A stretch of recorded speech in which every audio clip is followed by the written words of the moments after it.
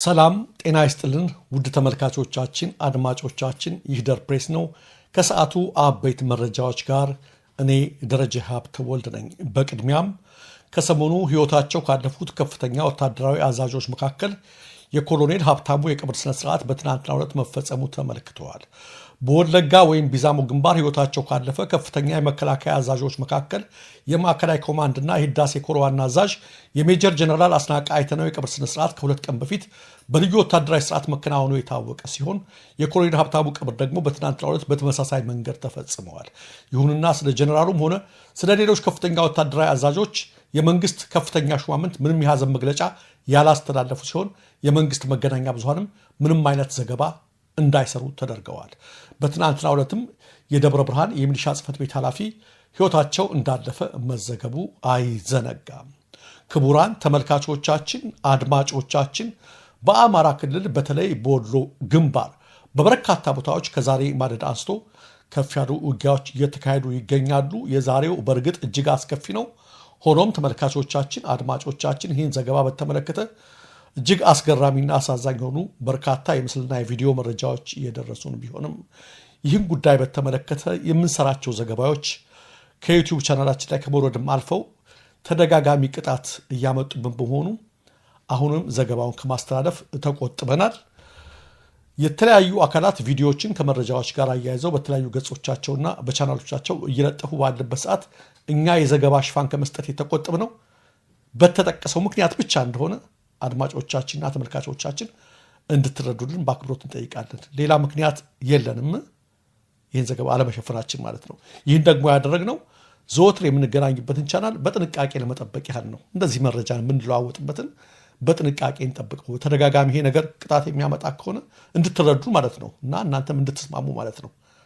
ለምን ብዙ ጥያቄዎች እንደዚህ አይነት ነገሮች አሉ። ደረጀ ምንድን ነው እንደዚህ አይነት ነገሮችን ሽፋን አልሰጣቸውም ሰሞኑን የሚሉ ጥያቄዎች እየመጡ ነው ማስተያየቶች።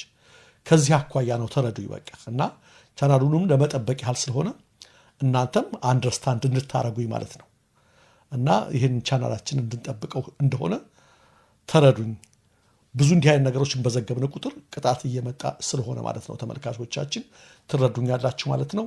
ለወደፊትም በዚሁ መንገድ ተረዱኝ፣ እንደዚህ አይነት ዘገባዎች ከቀነሱባችሁ ማለት ነው። አመሰግናለሁ። የሱዳን ጦር ከኢትዮጵያ ድንበር አቅራቢያ ወዳሉት ወደ ብሉ ናይል ግዛት ከተሞች ይበልጥ እየተቃረበ መሆኑን ሱዳን ትሪቢዩን በዛሬው እትሙ ዘግበዋል። የሱዳን ትሪቢዩን እንደዘገበው ጦር ወደ ስፍራው እያመራ ያለው በአካባቢው ያሉና የአማጽያን የመጨረሻ ምሽጎችን የገለጻቸውን ቦታዎች ከተቆጣጠረ በኋላ ነው። የሱዳን ጦር አራተኛ እግረኛ ክፍለ ጦር ባወጣው መግለጫ የጦር ኃይሉ ከአጋር ኃይሎች ጋር በመሆን በኩርሙክ ዙሪያ የነበሩትን የመጨረሻዎቹን የአማጽያን ምሽጎች በማውደም ከተማዎቹን ለመቆጣጠር ተቃርበዋል። ጦሩ አክሎም ከኩርሙክ በስተደቡብ በሚገኘው አርባርካ ጣቢያ ላይ በፈጥኖ ደራሽ ኃይሎች የተሰነዘረውን ጥቃት ማክሸፉን አስታውቋል።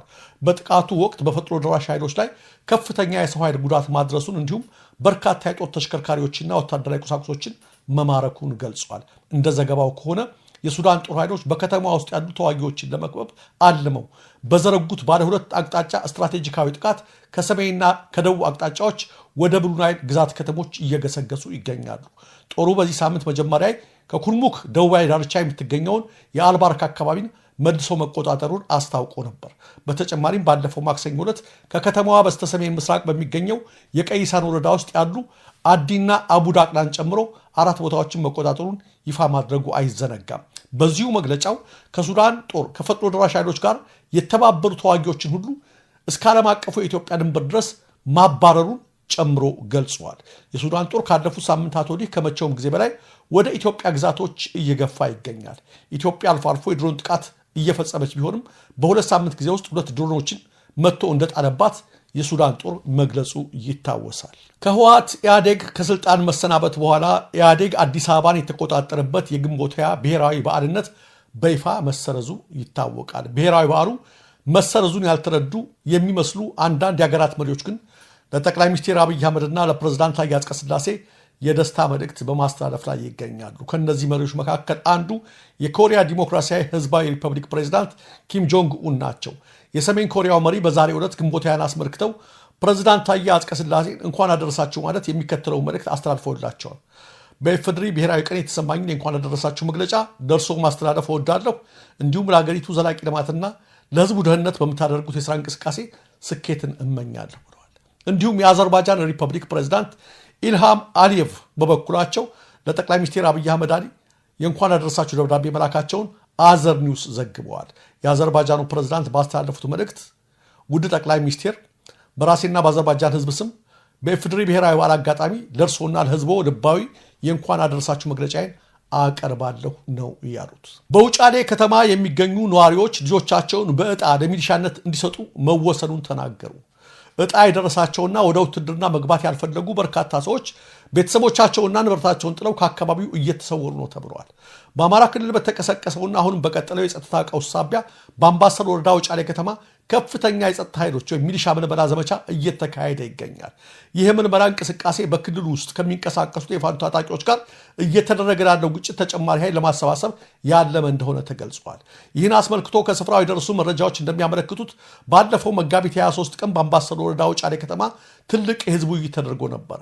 በዚህ ስብሰባ ላይ ከክልልና ከደቡብ ወሎ ዞን የተውጣጡ ከፍተኛ የመንግስት አመራሮች የተገኙ ሲሆን የክልሉ ምክትል ርዕሰ መስተዳድር አቶ አብዱ ሁሴንም በቦታው ተገኝተው ንግግር አድርገዋል። ምክትል ርዕሰ መስተዳድሩ በወቅቱ ባስተላለፉት ጥብቅ መመሪያ አሁን ያለውን የጸጥታ ስጋት ለመመከትና የፋኖ ኃይሎችን ለመቋቋም ከየአካባቢው የጸጥታ አካላት ወይም ሚሊሻዎች በስፋትና በአስቸኳይ መዋጣትና መመልመል አለባቸው ሲሉ አሳስበዋል። ይሁን እንጂ ይህን መመሪያ ተከትሎ በአካባቢው እየተከናወነ ያለው የምልመላ ሂደት በህብረተሰቡ ላይ ከፍተኛ እንግልትና ስጋት እየፈጠረ መሆኑን ከአካባቢው ነዋሪዎች በምሬት እየገለጹ መሆናቸውን የቦርከና ዘገባ ያመለክታል። እንደ ነዋሪዎቹ ገለጻ የምልመላ ሂደቱ በፈቃደኝነት ላይ የተመሰረተ ሳይሆን በግዴታና በዕጣ እየተከናወነ ነው የሚገኘው። በዚህም የተነሳ ዕጣ የደረሳቸውና ወደ ውትድርና መግባት ያልፈለጉ በርካታ ሰዎች ቤተሰቦቻቸውና ንብረታቸውን ጥለው ከአካባቢው በመሰወር ላይ ናቸው። የሚገርመውና ማህበረሰቡን ይበልጥ ያስቆጣው ጉዳይ ዕጣ ደርሷቸው ያመለጡትን ግለሰቦች ለመያዝ መንግስት እየተጠቀመበት ያለው ስልት ነው ተብሏል። የጸጥታ አካላት ዕጣ ደርሷቸው የጠፉትን ወጣቶችና ጉልማሶች ማግኘት ሲሳናቸው በምትኩ በቤት ውስጥ የቀሩትን አቅመ ደካማ ወዳጆችን፣ ሚስቶችና ልጆችን እያሰሩ መሆኑ ተጠቁሟል። ከዚህም አልፎ ግለሰቦቹ የሚተዳደሩባቸውን የንግድ ድርጅቶችና የሥራ ቦታዎች በፖሊስና በጸጥታ ኃይሎች የማሸግ እርምጃ እየተወሰደ ይገኛል ነው የተባለው።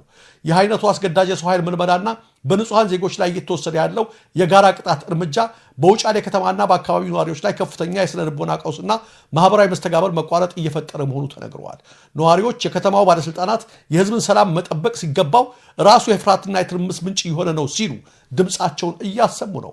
በአሁኑ ወቅት በአማራ ክልል ያለው የፋኖ ኃይሎችና የመንግስት ጦር ግጭት እያየለ በመሄዱ መንግስት የአካባቢውን የሚሊሻ መዋቅርን በመጠቀም ተጨማሪ የሰው ኃይል ለማግኘት የሚገደድበት ሁኔታ መፈጠሩን ነው ታዛቢዎች እየተናገሩ ያሉት።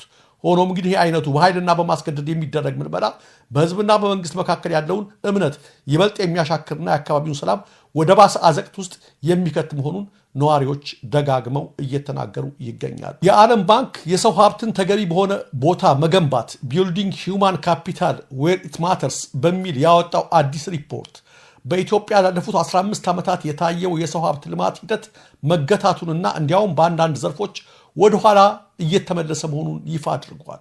በሪፖርቱ የቀረቡት መረጃዎችና ግራፎች እንደሚያሳዩት ሀገሪቱ ጥራት ያለው ትውልድ ከመገንባት አኳያ የከፋ ቀውስ ውስጥ የምትገኝ ሲሆን ይህም የወደፊት የኢኮኖሚ እድገቷንና የዜጎቿን የነፍስ ወከፍ ገቢ በእጅጉ የሚገድብ ሆኖ ተገኝቷል። በሪፖርቱ በዋነኝነት የተመለከተውና ኢትዮጵያን ጨምሮ በታዳጊ ሀገራት የታየው አስደንጋጭ እውነታ የትምህርት ጥራትና ውጤት ሃርሞናይዝድ ለርኒንግ አውትካምስ ከ2010 ዓ.ም ጀምሮ ምንም አይነት መሻሻል አለማሳየቱ ተብራርቷል። በሪፖርቱ ላይ የቀረበው የሀገራት የንጽጽር ግራፍ እንደሚያሳየው ኢትዮጵያ በነጥብ ደረጃ ከዜሮ በታች ወይም እጅግ ዝቅተኛ እድገት ከሚታይባቸው ሀገራት ተርታ ተሰልፋለች። ይህ የትምህርት ጥራት መውደቅ የዜጎችን ምርታማነት ከመቀነሱም በላይ ሀገሪቱ ለትምህርት ዘርፍ የምታውለው ሀብት ያለ አግባብ እየካበከነ መሆኑን የሚያሳይ ተደርጎ ቀርበዋል።